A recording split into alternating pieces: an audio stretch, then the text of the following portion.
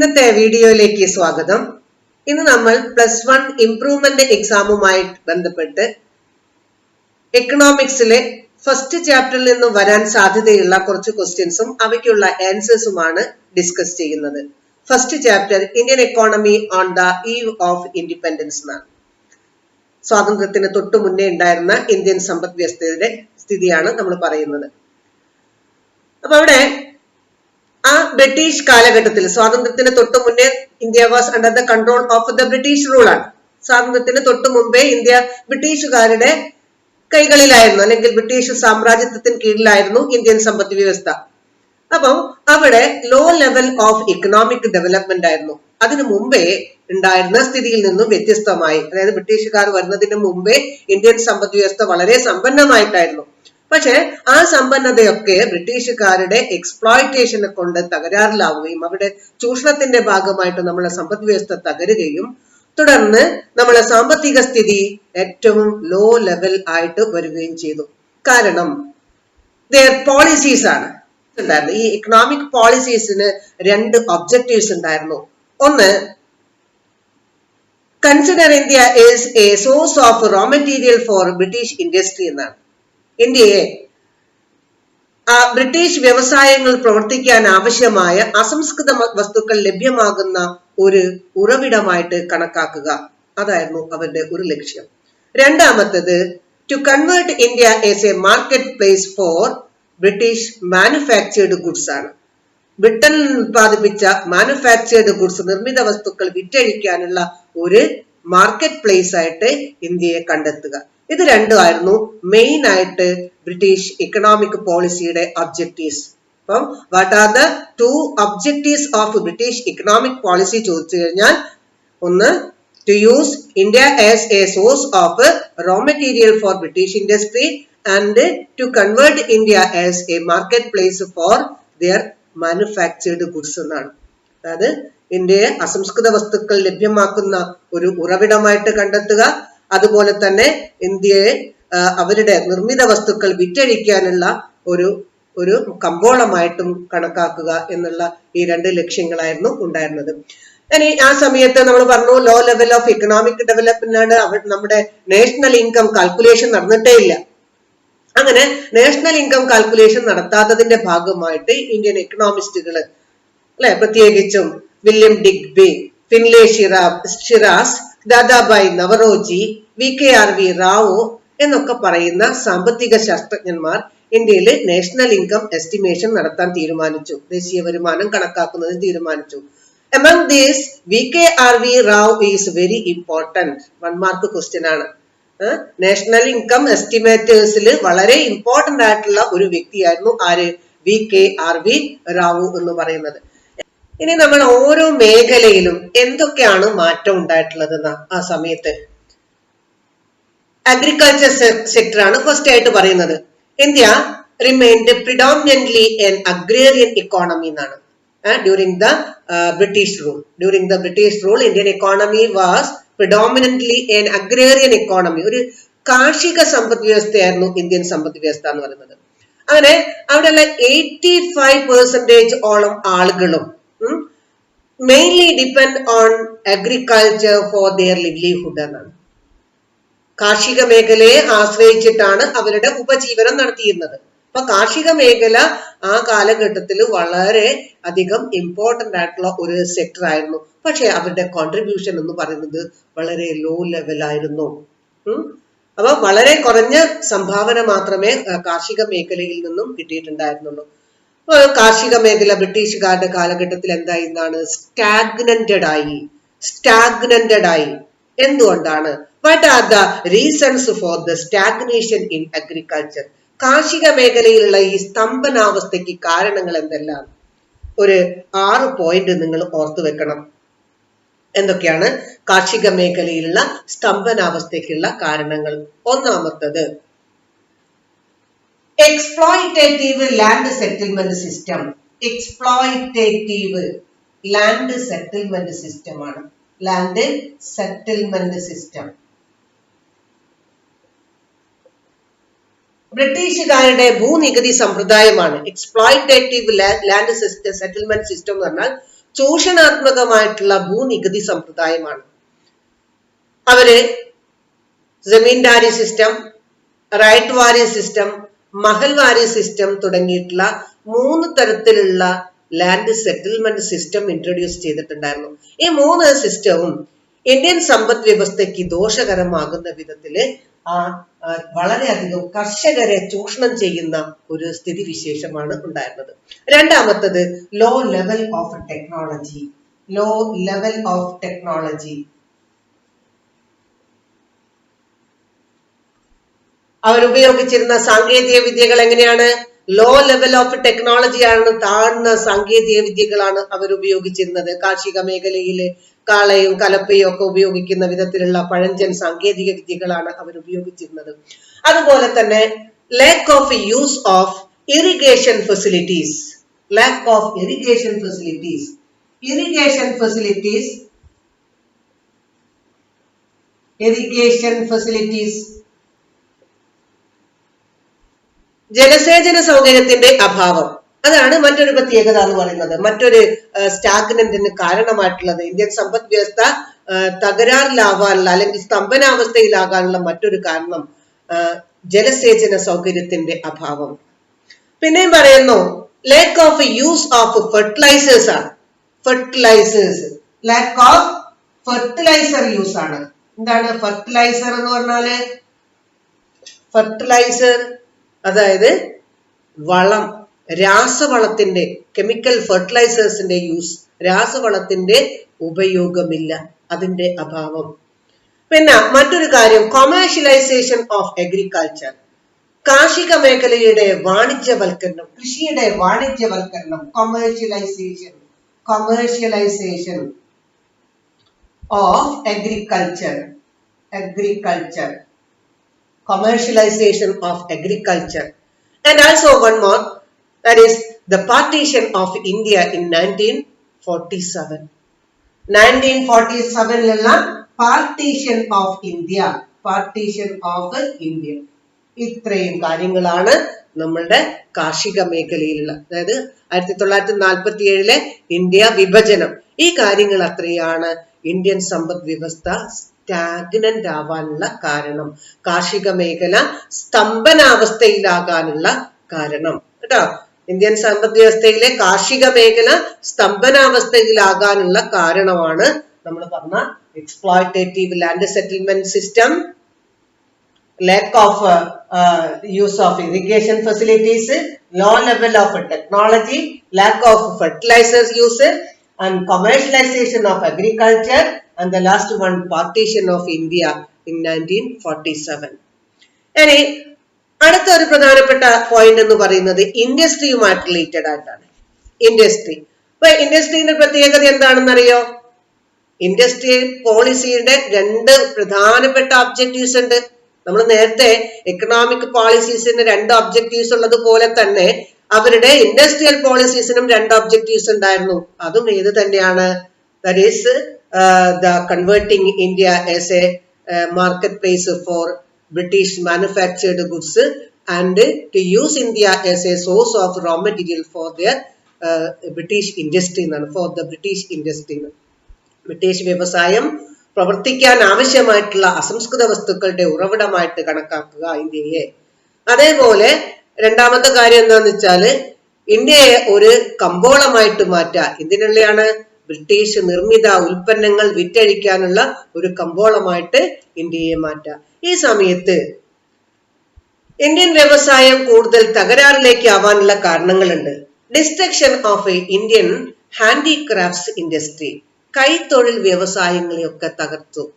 ബ്രിട്ടീഷുകാരുടെ വരവോടുകൂടി ഇന്ത്യയിൽ ഉണ്ടായിരുന്ന കൈത്തൊഴിൽ വ്യവസായം തകരാറിലായി.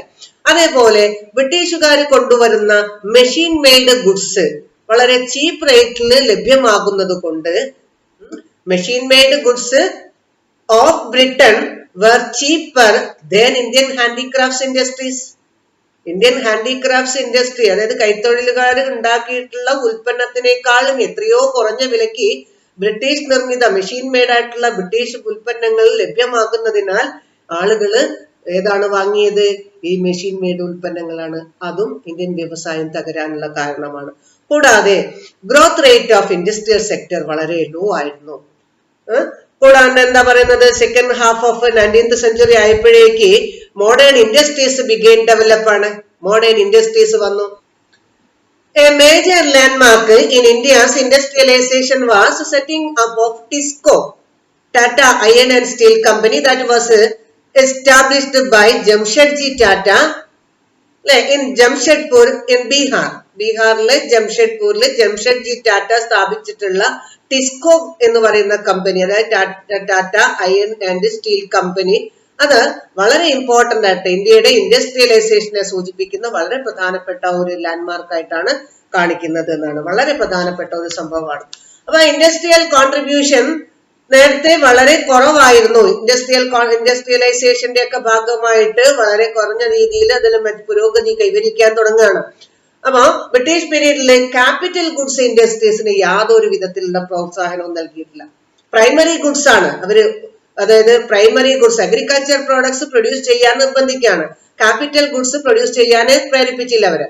കാരണം അവർക്ക് അവരുടെ വ്യവസായശാലകൾ പ്രവർത്തിക്കാൻ ആവശ്യമായിട്ടുള്ള അസംസ്കൃത വസ്തുക്കളാണ് വേണ്ടത്. അപ്പം ക്യാപിറ്റൽ ഗുഡ്സ് ഇൻഡസ്ട്രീസിന് വേണ്ടിയിട്ട് ഡിഡ് നോട്ട് ഡെവലപ്പ് എന്നാണ്, അവര് യാതൊരു വികസനവും നടത്തിയിട്ടില്ല എന്നുള്ളത്. ഇനി ഫോറിൻ ട്രേഡിനെ പറ്റി പറയുകയാണെങ്കിൽ during the British period foreign trade increases flourished in India. But the colonial trade policies adversely affected the structure, composition and volume of India's trade എന്നാണ്. ഇന്ത്യയുടെ വ്യാപാരത്തിനെ മൊത്തമായിട്ട് ബാധിച്ചു. അതിന്റെ ഘടനയെ, അതിന്റെ അളവിനെ ഒക്കെ തന്നെ ബാധിക്കുന്ന വിധത്തിലുള്ളതായിരുന്നു ഇന്ത്യയുടെ ബ്രിട്ടീഷ് വ്യാപാര നയങ്ങൾ, കച്ചവട നയങ്ങൾ. അപ്പൊ from the exporter of value added finished products India become an exporter of primary goods ആണ്. From the exporter of value added finished goods India become an exporter of primary products ആണ്. Primary products export ചെയ്യുന്ന ഒരു രാജ്യമായിട്ട് മാറി India. എന്തിനു പകരമായിട്ട്? Value added finished products export ചെയ്യുന്ന രാജ്യത്തിന് പകരമായിട്ട്, അതിൽ നിന്ന് മാറിയിട്ട് ഇന്ത്യ പ്രൈമറി ഗുഡ്സ് എക്സ്പോർട്ട് ചെയ്യുന്ന ഒരു രാജ്യമായിട്ട് മാറുകയാണ് ചെയ്തിട്ടുള്ളത്. അതേപോലെ an importer of, എങ്ങനെയാണ്? ഇമ്പോർട്ടർ ഓഫ് ഫിനിഷ്ഡ് പ്രോഡക്ട്സ്, നിർമ്മിത ഉൽപ്പന്നങ്ങൾ ഇമ്പോർട്ട് ചെയ്യുന്ന രാജ്യമായിട്ട് ഇന്ത്യ മാറി. അപ്പൊ ഫോറിൻ ട്രേഡ് ഫ്ലറിഷ് ചെയ്തിട്ടുണ്ട്, പക്ഷെ അതൊന്നും ഇന്ത്യക്ക് ഉപകാരപ്പെടുന്ന രീതിയിലേ ആയിരുന്നില്ല എന്ന്. അപ്പൊ നമ്മൾ പറഞ്ഞ ഈ export surplus did not result the flow of gold and silver to India എന്നാണ്. ഒരിക്കലും നമുക്ക് ഉപകാരമുള്ള ഒരു രീതിയിലുള്ള ഒരു വ്യാപാരമായിരുന്നില്ല. അതുകൊണ്ട് നമുക്ക് ഗോൾഡോ സിൽവറോ നേടിത്തരുന്ന വിധത്തിലുള്ള യാതൊരു ഡെവലപ്മെന്റ്സും ഈ ഫോറിൻ ട്രേഡ് കൊണ്ട് നമുക്ക് ഉണ്ടായിട്ടില്ല എന്നുള്ളത്. ആൻഡ് അടുത്ത ഒരു ടോപ്പിക് പറയാ, the theory of demographic transition, that is ജനസംഖ്യ പരിവർത്തന സിദ്ധാന്തം. ഈ സിദ്ധാന്തം ഇൻട്രൊഡ്യൂസ് ചെയ്തിട്ടുള്ളത് ഫ്രാങ്ക് നൊട്ടേസ്റ്റൻ ആണ്. അദ്ദേഹത്തിന്റെ അഭിപ്രായത്തില് every country's population passes through 3 stages ആണ്. First stage, second stage, third stage എന്നിങ്ങനെ 3 സ്റ്റേജസിലൂടെ ഓരോ എക്കോണമിയുടെയും പോപ്പുലേഷൻ കടന്നു പോകുന്നുണ്ടെന്ന്. ഫസ്റ്റ് സ്റ്റേജിന്റെ പ്രത്യേകത എന്താന്ന് വെച്ചാല് high birth rate and high death rate ആയിരിക്കും ഉണ്ടാവുക. ഒരു അണ്ടർ ഡെവലപ്ഡ് അഗ്രേറിയൻ ഇക്കോണമി ആയിരിക്കും അവിടെ ഉണ്ടാവുക. ആ ഇക്കോണമി അണ്ടർ ഡെവലപ്ഡ് ആണ്, അവികസിത കാർഷിക സമ്പദ് വ്യവസ്ഥയുള്ള ഒരു സമ്പദ് വ്യവസ്ഥയായിരിക്കും. അവിടെ ഉയർന്ന ജനന നിരക്കും മരണനിരക്കും ഉണ്ടായിരിക്കും. കൂടാണ്ട് ഒരു കാര്യം കൂടെ പറയൂ, അത് നാഷണൽ ഇൻകവും പെർ ക്യാപിറ്റ ഇൻകവും വളരെ കുറവായിരിക്കും. നാഷണൽ ഇൻകവും പെർ ക്യാപിറ്റ ഇൻകവും വളരെ കുറവുള്ള അവികസിതമായിട്ടുള്ള കാർഷിക സമ്പദ് വ്യവസ്ഥയുള്ള ഒരു രാജ്യമായിരിക്കും ഫസ്റ്റ് സ്റ്റേജില്, പോപ്പുലേഷന്റെ ഫസ്റ്റ് സ്റ്റേജില്. എന്നാൽ സെക്കൻഡ് സ്റ്റേജ് എത്തുന്ന സമയത്തേക്ക് അവിടെ ഒരു ഡെവലപ്പിംഗ് ഇക്കോണമിയാണ്, വികസ്വര സമ്പദ് വ്യവസ്ഥ എന്ന് പറയും. On the way of development ആണ്, വികസനത്തിന്റെ പാതയിലാണ്, വികസിച്ചുകൊണ്ടിരിക്കുന്നതാണ്. അപ്പോ birth rate increases but death rate decreases എന്നാണ്. അവിടെ death rate will come down, കുറഞ്ഞു, എന്നാൽ ബർത്ത് റേറ്റ് ഇൻക്രീസ് ചെയ്തുകൊണ്ടേയിരിക്കുകയാണ്. ജനന നിരക്ക് കൂടിക്കൊണ്ടിരിക്കുന്നു, മരണനിരക്ക് അല്ലെ വൈദ്യസഹായത്തിന്റെ ഒക്കെ വരവോടുകൂടി മരണനിരക്ക് കുറഞ്ഞുകൊണ്ടിരിക്കുന്ന ഒരു സ്ഥിതിവിശേഷമാണ് ഉണ്ടാവുക. Increase the national income and per capita income. നേരത്തെ പറഞ്ഞതിൽ നിന്ന് വ്യത്യസ്തമായിട്ട് അവിടെ നാഷണൽ ഇൻകവും പെർ ക്യാപിറ്റ ഇൻകവും ഇൻക്രീസ് ചെയ്തുകൊണ്ടിരിക്കുന്നു. എന്നാൽ തേർഡ് സ്റ്റേജ് എത്തുമ്പോഴേക്ക് അവിടെ ഒരു ഡെവലപ്ഡ് എക്കോണമി ആയിരിക്കും, വികസിത സമ്പദ് വ്യവസ്ഥയായിരിക്കും. ഹൈ ബർത്ത് റേറ്റും ഹൈ ഡെത്ത് റേറ്റും ഒക്കെ പോയിട്ട് പകരം എന്തായി എന്നറിയോ? Low death rate and low birth rate ആവും മൂന്നാമത്തെ സ്റ്റേജ് എത്തുമ്പോഴേക്ക്. അത്തരത്തിലുള്ള ഒരു സമ്പദ് വ്യവസ്ഥയിൽ ഡെവലപ്മെന്റ് ഉണ്ടായിരിക്കും. ഡെവലപ്ഡ് എക്കോണമി എന്ന പേരിലാണ് അറിയപ്പെടുക. അപ്പൊ നാഷണൽ ഇൻകം ഇൻക്രീസ് ചെയ്യുന്നു, പെർ ക്യാപിറ്റ ഇൻകം ഇൻക്രീസ് ചെയ്യുന്നു, ഇൻഡസ്ട്രിയലൈസേഷൻ ഉണ്ടാകുന്നുണ്ട്, സ്മാൾ ഫാമിലി നോംസ് ആണ് അവിടെ അഡോപ്റ്റ് ചെയ്യുന്നത്. അതായത് ചെറിയ കുടുംബം, അല്ലെ ജനസംഖ്യയുടെ എണ്ണം കുറയ്ക്കാൻ വേണ്ടിയിട്ടുള്ള ഒരു പുതിയ പോളിസീസ് വരെ ഫോളോ ചെയ്യുന്ന വിധത്തിലേക്ക് രാജ്യം മാറുന്ന ഒരു സ്ഥിതി വിശേഷമാണ് തേർഡ് സ്റ്റേജിൽ കാണുന്നത്. But till 1921 India was in the first stage ആയിരുന്നു. 1921 വരെ ഇന്ത്യ ഫസ്റ്റ് സ്റ്റേജിലായിരുന്നു ഉണ്ടായിരുന്നത്. എന്നാൽ അതിനുശേഷം India entered the second stage എന്നാണ്. ഇപ്പോഴും എവിടെ എത്തിയിട്ടില്ല, തേർഡ് സ്റ്റേജിലേക്ക് എത്താത്ത ഒരു സ്ഥിതിയാണ് ഇന്ത്യക്ക് ഉള്ളത് എന്നാണ്. ഇതാണ് ഡെമോഗ്രാഫിക് ട്രാൻസിഷൻ എന്ന് പറയുന്ന ആ ഒരു പോയിന്റ് നിങ്ങൾ ഓർത്തു വെക്കേണ്ട. ഈ 3 സ്റ്റേജസും ഓർത്തു വെക്കണം. അതേപോലെ ഡെമോഗ്രാഫിക് കണ്ടീഷൻസ് പറയുകയാണെങ്കിൽ ഓരോ പോയിന്റിനും പ്രത്യേകമായിട്ട് പറയേണ്ടത് എന്തൊക്കെയാണെന്ന് നോക്കാം. അവിടെ important demographic and social development indicators ഉണ്ട്. Demographic and social development indicators. Literacy level നേരത്തെ വളരെ കുറവായിരുന്നു, ഇപ്പൊ എന്താണ് വളരെ കൂടിയിരിക്കുന്നു.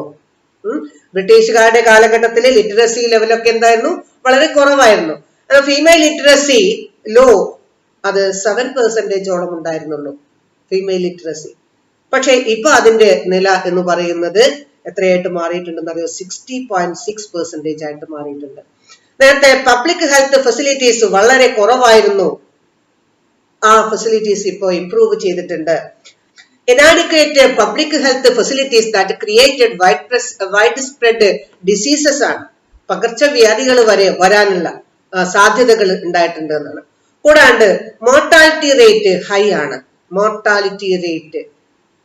കൂടാണ്ട് ഇൻഫാന്റ് മോർട്ടാലിറ്റി റേറ്റ്, ശിശുമരണ നിരക്ക് വളരെ കുറവാണ് ഇപ്പോ. നേരത്തെ വളരെ കൂടുതലായിരുന്നു ബ്രിട്ടീഷ് കാലഘട്ടത്തിലൊക്കെ. അതൊക്കെ പ്രത്യേകമായിട്ട് ഓർത്തു. ലൈഫ് എക്സ്പെക്ടൻസി റേറ്റ് വളരെ കുറവായിരുന്നു നേരത്തെ, ഇപ്പോ അതിന്റെ അളവിൽ വളരെയധികം വ്യത്യാസമുണ്ട്. അത് 67.8 ഇയർ ആയിട്ട് ഇൻക്രീസ് ചെയ്തിട്ടുണ്ട്. ലൈഫ് എക്സ്പെക്ടൻസി ആയുർദൈർഘ്യമാണ്. അടുത്ത ഒരു ടോപ്പിക്കിലേക്ക്, ഒക്യുപേഷണൽ സ്ട്രക്ചർ ആണ്. ഒക്യുപേഷണൽ സ്ട്രക്ചറിനെ പറ്റി പറയുന്ന സമയത്ത് നമുക്ക് 3 സെക്ടേഴ്സ് ഉള്ളതായിട്ട് ഓർത്തു വെക്കണം. Primary sector, secondary sector and tertiary sector. Primary sector എന്ന് പറഞ്ഞാൽ അഗ്രികൾച്ചർ ആൻഡ് അലൈഡ് ആക്ടിവിറ്റീസ് ആണ്. അത് ഫിഷിംഗ്, മൈനിങ്, ക്വാറിയിങ്, ഫോറസ്ട്രി എന്നൊക്കെ പറയുന്ന പ്രൈമറി സെക്ടർ ഉൾപ്പെട്ടതാണ് അഗ്രികൾച്ചർ സെക്ടർ അല്ലെങ്കിൽ പ്രൈമറി സെക്ടർ. രണ്ടാമത്തെ പറയുന്നത് ഇൻഡസ്ട്രിയൽ സെക്ടർ ആണ്. Small scale and large scale industries വരുന്നുണ്ട് അവിടെ, അല്ലെ. മൂന്നാമത്തത് സർവീസ് സെക്ടർ, ടെർഷ്യറി സെക്ടർ എന്ന് പറയുന്നത് സർവീസ് സെക്ടർ ആണ്. Communication, transport, insurance, commerce, business എന്ന് തുടങ്ങിയിട്ടുള്ള സർവീസുമായിട്ട് ബന്ധപ്പെട്ടുള്ളതാണ് സർവീസ് സെക്ടർ. അപ്പൊ ഇപ്പോഴും നമ്മൾ നോക്കുന്ന സമയത്ത് contribution to service sector is increasing ആണ്. അഗ്രികൾച്ചർ സെക്ടർ ഡിമിനിഷ് ചെയ്യുന്നു, industrial and service sector increase ചെയ്തുകൊണ്ടിരിക്കുന്നു എന്നാണ്. ഇനി പറയുന്നത് ഇൻഫ്രാസ്ട്രക്ചർ ആണ്. അതായത് ഒരു രാജ്യത്തിന്റെ എക്കണോമിക് ഗ്രോത്തിനും ഡെവലപ്മെന്റിനും ഏറ്റവും അത്യാവശ്യമായിട്ടുള്ള ഒരു ഘടകമാണ് അടിസ്ഥാന മേഖലാ സൗകര്യങ്ങൾ. റോഡ്സ്, റെയിൽവേസ് എന്ന് തുടങ്ങിയിട്ടുള്ള അടിസ്ഥാന മേഖലാ സൗകര്യങ്ങൾ ഡെവലപ്പ് ചെയ്തു during the period of the ബ്രിട്ടീഷുകാരുടെ വരവോടുകൂടി. നമുക്കറിയാം റെയിൽവേ ഇൻട്രൊഡ്യൂസ് ചെയ്തിട്ടുള്ളത് ബ്രിട്ടീഷുകാരാണ്. ഡൽഹൌസി പ്രഭുവിന്റെ കാലത്താണ് റെയിൽവേ ഇൻട്രൊഡ്യൂസ് ചെയ്തതെന്നൊക്കെ അറിയാം. അപ്പോൾ അത്തരത്തിലുള്ള ഇൻഫ്രാസ്ട്രക്ചർ ഡെവലപ്പ് ചെയ്യാനുള്ള കാര്യം ബ്രിട്ടീഷുകാരുടെ കാലഘട്ടത്തിൽ ഉണ്ടായിട്ടുണ്ട്. എന്തൊക്കെയാണ് ഈ ഇൻഫ്രാസ്ട്രക്ചറിനെ കൊണ്ടുള്ള പ്രധാനമായിട്ടുള്ള ഗുണങ്ങൾ? The highlights of infrastructure development. Highlights of infrastructure development. ഒന്ന്, railway, introduction of railway. The British introduced railway in 1850. അതിന് 3 കോൺസിക്വൻസസ് ഉണ്ടായിരുന്നു. 3 consequences of introduction of a railway. ഒന്നെന്താ? That enable people to go for long distance places. ദീർഘദൂര യാത്രകൾ ചെയ്യാൻ railway കൊണ്ട് സാധിച്ചു എന്നുള്ളത്. It connected production centers with the markets. Production സെന്ററുകളെ മാർക്കറ്റുമായിട്ട് കണക്ട് ചെയ്യുന്നതിന് സഹായിച്ചു. Lead to the commercialization of agriculture, കൃഷിയുടെ വാണിജ്യവൽക്കരണത്തിന് സഹായിച്ചു എന്ന്. ഈ 3 കോൺസിക്വൻസസ് ഇൻട്രൊഡക്ഷൻ ഓഫ് റെയിൽവേ കൊണ്ട് മാത്രം ഉണ്ടായിട്ടുണ്ട്. കൂടാതെ മറ്റൊരു ഹൈലൈറ്റ്സ് ഓഫ് ഇൻഫ്രാസ്ട്രക്ചർ എന്ന് പറയുന്നത് inland trade and sea transport develop ചെയ്തു എന്നുള്ളതാണ്. Post and telegraphs were developed, അതേപോലെ ports and harbours were developed. ഇതൊക്കെ ഹൈലൈറ്റ്സ് ആണ്. ഏതിന്റെ ഹൈലൈറ്റ്സ്? Infrastructure development. അതിൽ ഒന്ന് സെപ്പറേറ്റ് ആയിട്ട് നമ്മൾ ഓർത്തു വെക്കേണ്ടത് ഇൻട്രൊഡക്ഷൻ ഓഫ് റെയിൽവേ ആണ്. അതുകൊണ്ട് നമുക്ക് ഉണ്ടായിട്ടുള്ള വളരെ ഇമ്പോർട്ടന്റ് ആയിട്ടുള്ള നേട്ടങ്ങൾ എന്തൊക്കെയാണ്? ലോങ് ഡിസ്റ്റൻസ് ട്രാവൽ സാധിച്ചു എന്നുള്ളത്, connected production centres with the markets, മൂന്നാമതായിട്ട് പറയുന്നു കൊമേഴ്ഷ്യലൈസേഷൻ ഓഫ് അഗ്രികൾച്ചർ. 3 പോയിന്റും അത് അഡീഷണൽ ആയിട്ട് ഓർത്തു വെക്കേണ്ട. കൂടാതെ ഇൻഫ്രാസ്ട്രക്ചർ, അപ്പൊ റെയിൽവേ ഇൻട്രൊഡ്യൂസ് ചെയ്തു മാത്രമല്ല, inland trade and sea transport develop ചെയ്തു, പോസ്റ്റ് ആൻഡ് ടെലഗ്രാഫ് ഡെവലപ്പ് ചെയ്തിട്ടുണ്ട്, പോർട്സ് ആൻഡ് ഹാർബേഴ്സ് ഡെവലപ്പ് ചെയ്തു. ഇതാണ് മെയിൻ ഹൈലൈറ്റ്സ് ഓഫ് ഇൻഫ്രാസ്ട്രക്ചർ എന്ന് പറയുന്നത്. അപ്പൊ ഇത്രയും കാര്യങ്ങളാണ് വളരെ ഇമ്പോർട്ടന്റ് ആയിട്ട് ഈ ചാപ്റ്ററിൽ നിന്ന് നിങ്ങൾ ഓർത്തു വെക്കേണ്ടത്. അത് ഒന്ന് റിവൈസ് ചെയ്യൂ, നന്നായിട്ട് പഠിക്കും.